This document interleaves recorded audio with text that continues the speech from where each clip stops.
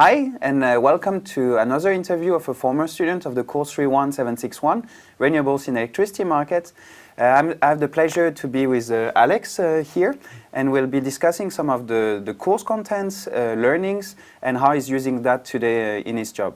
So welcome, Alex. Thank you. Nice to have you here. Yeah. To start with, maybe you could tell us who you are. Yeah, my name's Alex Newcombe. I'm working as a wind analyst in the Energy Yield Assessment Department at Ørsted, formerly Dong Energy. And what education did you get? How did you end up in Denmark in the first place? Yeah, so I got the Masters of Sustainable Energy here at DTU, and that was, I did a bachelor where I did an exchange semester at DTU, so I got to know the university there. My bachelor was from Australia, where I did civil and environmental engineering. And so I got to know DTU then and got to like the university, and I always wanted to work in the field of wind energy or generally renewable energy. So that's how I got to know Denmark is a very famous place for that. So you decided to relocate to the other side of the world to eventually study at DTU. Crazy, yeah. That's very nice. That's very nice to hear. And so what do you do today?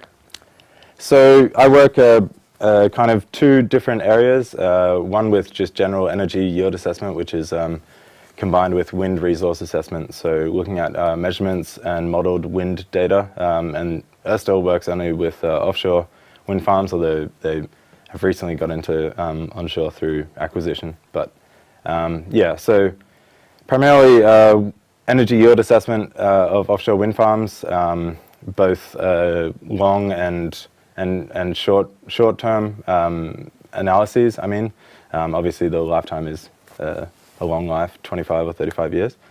But yeah, mostly looking at a lot of wind data, which is relevant to the course, of course.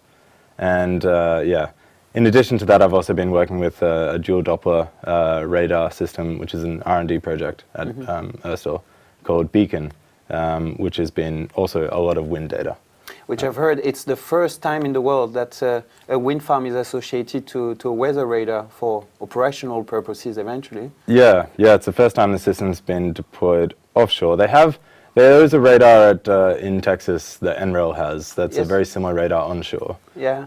But that's a test turbine. It's quite exciting. Yeah. So that's really R&D pushing for new tech. Yeah, it's amazing, the data set. I don't know if you've seen and the much quantity of the data. Of data, right? The quantity of data is not negligible, I think, to use one of your terms. Yeah. 2 million XYZ points every minute. Okay. How do you feel your job, your everyday work relate to your education, or maybe some of the learnings from this course? Have they been useful for this job? Well, yeah, we just touched on that data. Data is going to be more and more useful. It's kind of the currency of analytics, and yeah, so being able to use data, and I think the course was one of the best courses I had at DTU, well, also including my bachelor, in terms of using data and thinking about how to use data, programming, mathematical modeling. So yeah, being creative as well with your approach to problem solving. So I think that was yeah, I don't know. I say it was probably my favorite course at DTU, and so that's why I'm here doing the interview as well. That's nice to hear. But as part of your studies, so you took this course. Do you remember why you signed up for this course in the first place? Yeah, I mean, I am a strong believer in that the market, market is a man-made concept, right? So if you can design the market in a way that you can increase the penetration of renewables, you can handle some of the problems with renewables, which is that the wind isn't always blowing and the sun isn't always shining, and you can still have a reliable and stable electricity system.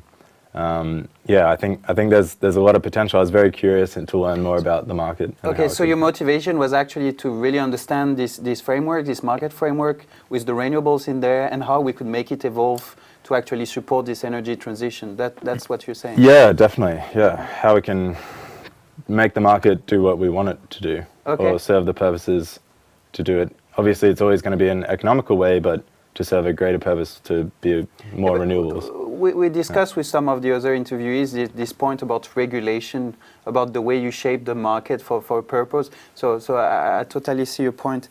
And how do you feel the course allowed you to develop some good skills and good understanding of this market framework for renewables? Yeah, I think that was a great learning, rather steep learning curve for me. Learning about Nord Pool and the ancillary services related to the electricity market there. And yeah, I actually continued. I enjoyed it a lot, so I continued on with my master thesis, which was also about kind of some flexible ramping and ancillary services in the Australian market. And so I enjoyed the concept there of modeling a market and trying to see if it supports renewable integration. Yeah, exactly. Yeah. And is there some part of the course you particularly enjoyed, and why? I think I particularly enjoyed the assignment. I don't know if you still do it, but the assignment where you had to play as a wind farm operator and bidding and trade in the market. Yeah, trade on the market, and you have to make a strategy. I found that really fun, to be honest. I think that was really nice. You get to really apply some creativity. You have a really nice data set. Yeah. And then you can test your results and see how your strategy goes. Yeah. So combine some basic analytical skills with this creativity layer and eventually see what's really happening in the market, since you use real data and you see the money you're making or losing on the way, right? Yeah, exactly. And it's a kind of a quantifiable success as well, so you can compete against the other teams, which is also good. That's nice to hear. And do you also feel the course has allowed you to develop some other skills, like marginal skills related to, I don't know, group work?